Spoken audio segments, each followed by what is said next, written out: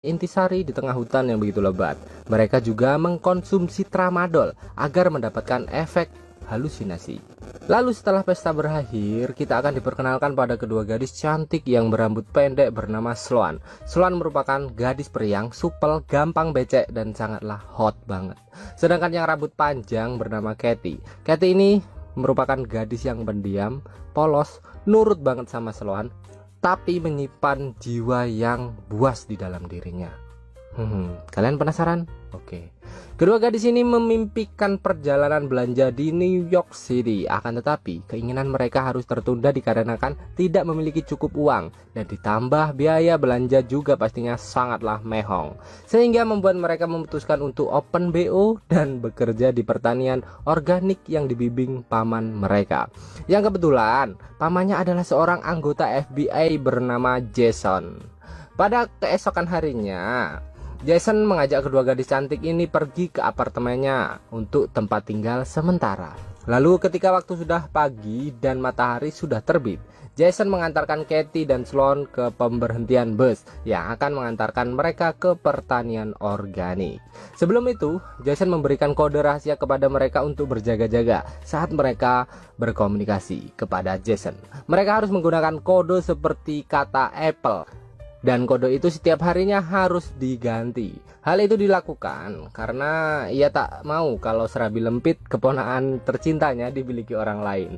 Kemudian setelah Jason pergi, karena kedua gadis itu kebelet pipis dan udah di ujung itil, akhirnya mereka menumpang pipis di coffee shop. Namun tak lama kedua pria tampan bernama Jack dan Lucas datang ke tempat yang sama sembari memandangi Sloan dengan pandangan yang begitu mesum. Tampak mereka tertarik kepada kedua gadis ini dan mencoba berkenalan. Katy dan Sloan mengatakan tujuan mereka untuk bekerja di pertanian organik. Kebetulan juga Jack dan Lucas mengaku sebagai pengelola di pertanian organik tujuan mereka. Dan dengan rayuan buaya mereka mencoba memberikan tumpangan kepada Katy dan Sloan. Awalnya kedua gadis ini menolak, akan tetapi karena Sloan sudah terlanjur becek melihat pantat seksi Jack ya, akhirnya Katy dan Sloan ikut menumpang dan melanjutkan perjalanan bersama-sama tanpa menyadari hal buruk akan segera terjadi.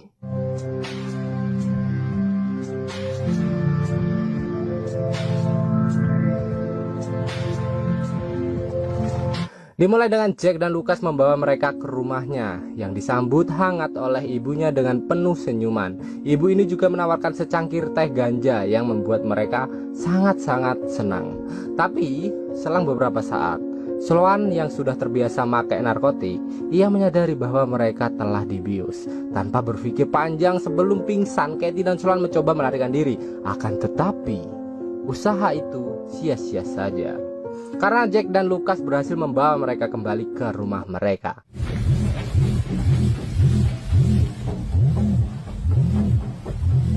Keesokan harinya, Katy dan Sloan tersadar sudah berada di tengah hutan dalam kondisi terikat dan tanpa busana, yang masing-masing dari mereka ditempatkan di dalam box terpisah.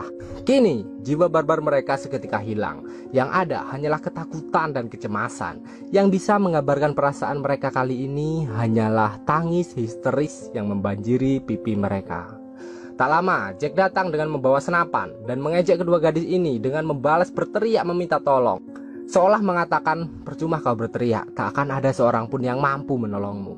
Lalu Jack menginstruksikan mereka untuk menikmati fasilitas dan membersihkan diri di dalam box masing-masing. Tak lama setelah itu datanglah seorang pria bernama Boris. Boris ini merupakan salah satu bagian dari kelompok yang ternyata sedang menggenggam ponsel Katy. Boris di sini menyadari kalau gadis ini sedang dipantau oleh Jason dan meminta kode rahasia yang diberikan Jason. Akan tetapi Boris tidak menyadari kalau setiap hari kode itu harus diganti. Selanjutnya Katy dan Sloan dipaksa mandi di depan para pria bejat ini. Dan tiba-tiba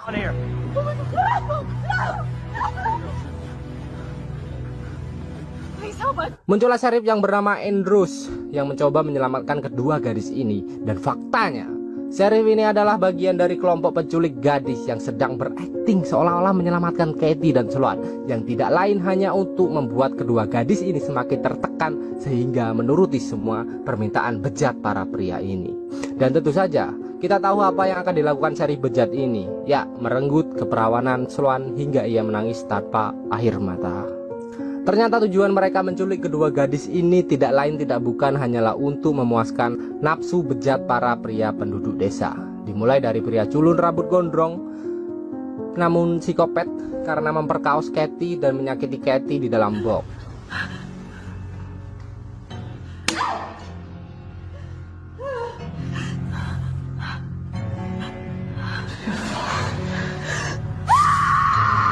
Lalu pria bertopeng babi yang datang menghampiri mereka. Entah siapa pria ini, hingga secara spesial Jack dan Lucas mempersembahkan Katie dan Sloan kepada pria misterius bertato salib di tangannya. Karena melihat Sloan sangatlah seksi, lagi-lagi Sloan harus mendapatkan pelecehan dan siksaan dari si babi ini lagi. Si babi dengan brutal menyiksa Sloan hingga Sloan tampak depresi dan tak bisa berkata-kata.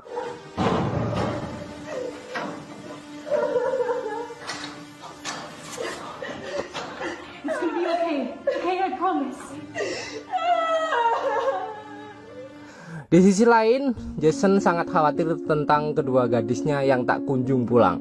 Jason di sini sadar kalau Katie menggunakan kode pesan yang salah. Dia mencurigai kalau tengah terjadi sesuatu pada Katie dan Sloan. Hingga akhirnya ia melaporkan kejadian ini kepada sheriff setempat yang sangat-sangat kebetulan. Sheriff yang menangani kasus itu adalah Sheriff Andrews, yang tentu saja Andrews hanya bersikap biasa aja, seolah-olah menyakitkan Jason untuk santai dan tidak akan terjadi apapun. Karena sangat khawatir, Jason yang seorang FBI pada akhirnya mencoba menyelidikinya sendiri walaupun tanpa surat perintah. Dan menuju ke pub tempat terakhir yang ia ketahui saat Katie dan Sloan menghilang. Di sana ia juga mendapatkan informasi penting dari pelayan toko. Sebelum Katie dan Sloan menghilang, mereka diajak kedua orang pria yang mengendarai mobil pickup berwarna biru. Sementara di dalam hutan, kabar itu terdengar cepat sampai ke telinga penjaga yang menahan Katie dan Sloan. Akibatnya, Boris datang kembali dan marah kepada mereka karena telah merasa dibohongi tentang kode rahasia tersebut. Kemudian Katie mendengar pembicaraan Boris dan Jack bahwasanya mereka akan membunuh Katie dan Sloan agar kehilangan jejak. Di sini Sloan hanya menangis meratapi nasibnya yang tengah di ujung tanduk. Keesokan harinya, dikala kedua gadis ini sedang menikmati detik-detik terakhir mereka, datanglah pria gondrong yang menggenjot mereka kemarin, yang ditugaskan untuk menjaga Katie dan Sloan. Karena Boris dan Jack tengah disibukkan untuk mempersiapkan proses pembantaian Katie dan Sloan. Dan disinilah kita akan melihat siapa Katie sebenarnya. Dia yang mengetahui bahwa lelaki itu sangatlah culun dan begitu lemah terhadap serabi lempi. Dia memiliki sebuah rencana untuk melarikan diri dengan cara melepas baju dan merayu pria itu untuk bergenjot. Akan tetapi, I didn't think you liked me. Well,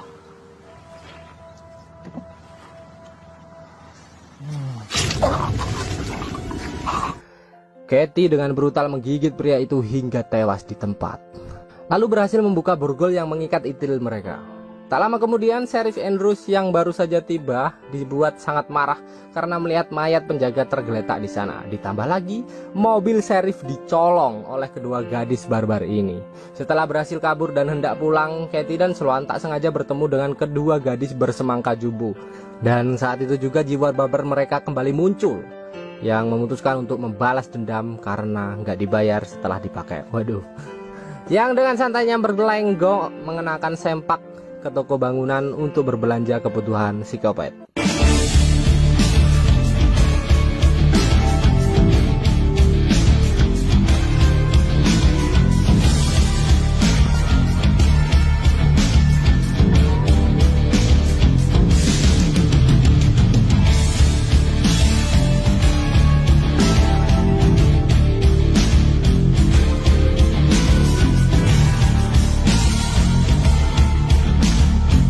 Berbekal informasi dari penjaga toko, tanpa berlama-lama saat itu juga Katie dan Sloan menuju ke rumah Boris. Boris yang baru saja pulang, tanpa ia sadari tiba-tiba mendapatkan serangan bola paku tepat di pipinya, yang akhirnya berhasil melumpuhkan pria besar itu. Dalam kondisi yang sudah tak berdaya, mereka mencoba mengorek identitas pria babi yang menggejot Sloan tempo hari. Setelah mendapatkan informasi dan sebuntal uang, Katie dan Sloan tanpa basa-basi langsung menyiksa Boris dengan memaksa masuk tongkat paku ke dalam bokongnya dan membiarkan Boris mati secara perlahan. you Selang beberapa saat datanglah Jason ke rumah Boris. Untungnya kedua gadis ini tidak berpapasan dengan Jason. Dan saat Jason masuk, betapa terkejutnya ia ketika melihat lubang yang menganga berlumuran darah. Lalu Katie dan Sloan segera menuju ke target berikutnya, yaitu pria babi. Yang faktanya, pria itu merupakan pastor di salah satu gereja yang ramai pengunjung. Awalnya pria itu tampak tak gentar dan malah mengancam balik Sloan ketika melihatnya. Tapi tiba-tiba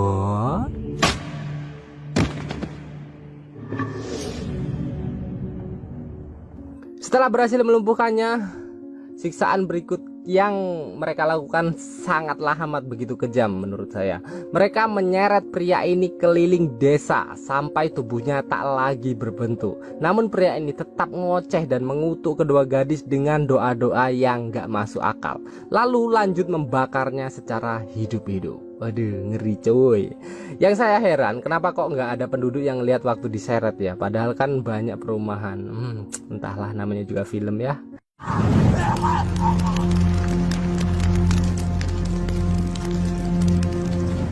Di sisi lain, Jason kembali menemui Sheriff Andrews untuk mengetahui informasi terbaru tentang Katie dan Sloan. Akan tetapi, bangkai semakin disimpan akan semakin tercium busuknya. Hal itu terungkap ketika Jason menghubungi Katie dan yang berdering malah ponsel yang dipegang Sheriff. Karena sudah ketahuan, Sheriff Andrews selalu menyandra Jason di rumahnya. Dan konyolnya, malah menyiksa Jason dengan musik klasik yang menurut saya biasa aja.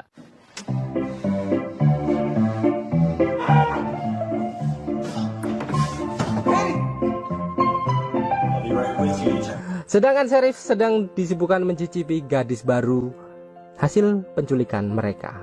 Yang tanpa disadari, Katie dan Sloan tengah berada di rumah itu dan siap menyiksa Sheriff secara brutal.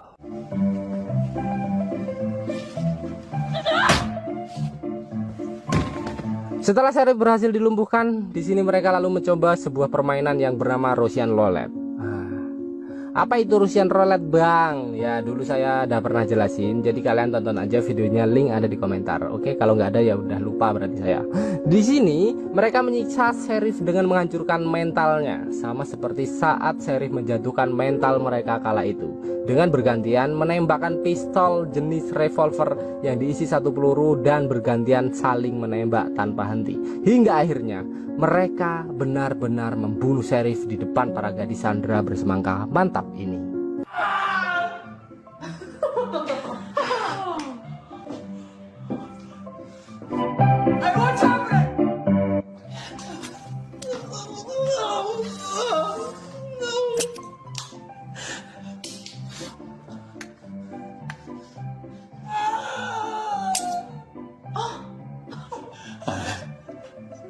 So sorry.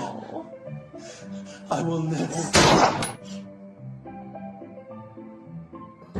Kemudian mereka meminta kedua gadis itu untuk melepaskan Jason tanpa memberitahukan kejadian yang sebenarnya. Di sisi lain, Katie dan Sloan sedang menuntaskan misi terakhir mereka kepada penculik yang tersisa dengan membius ketiga korbannya, yaitu Jack, Lucas, and the Mother. Mereka mengumpulkan para penculik itu di tempat yang sama, sedangkan ibunya dipaksa menyaksikan pembunuhan yang sangat brutal dengan memukuli Jack hingga koit di depan matanya sendiri. Aduh.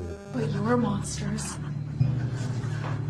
I guess we're kind of monsters now too.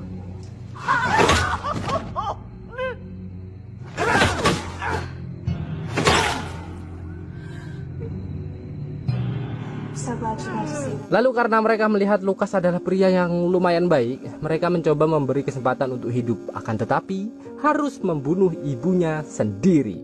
Tentu saja Lucas yang seorang anak penyayang tak sanggup membunuh ibunya sendiri. Dan tiba-tiba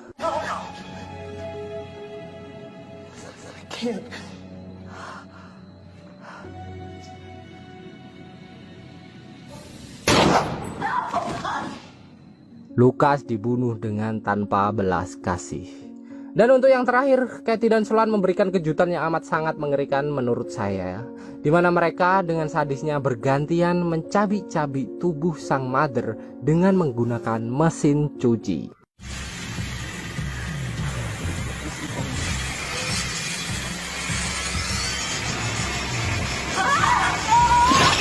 Lalu film ditutup dengan kedua gadis ini tampak bahagia dan kembali berkumpul untuk melanjutkan misi mereka, membantai para penculik berkedok pertanian organik. Dan film pun ada sungguh ending yang begitu memuaskan ya. Dan sekali lagi saya mengingatkan kalau balas dendam itu nggak bagus. Dan kalau kalian menganggap di film ini endingnya bahagia kok bang, nggak apa-apa aku balas dendam, itu semua cuma cerita fiktif aja. Kalau aslinya orang-orang yang pendendam biasanya tuh matinya cepet coy. Contohnya kena stroke gitu, serangan jantung, terus kelilit utang, terus jatuh di kamar mandi, pokoknya jelek lah. Dan untuk filmnya lumayan bagus sih, untuk ceritanya sih keren banget. Tapi untuk penggarapannya ya begitulah, kalian bisa tonton sendiri aja gitu ya. Kayaknya bagusan diceritain aja sih. So terima kasih, sampai jumpa. Dan parkirnya bos jangan lupa. Oke, bye bye. Semoga makin panjang, makin besar dan berurang.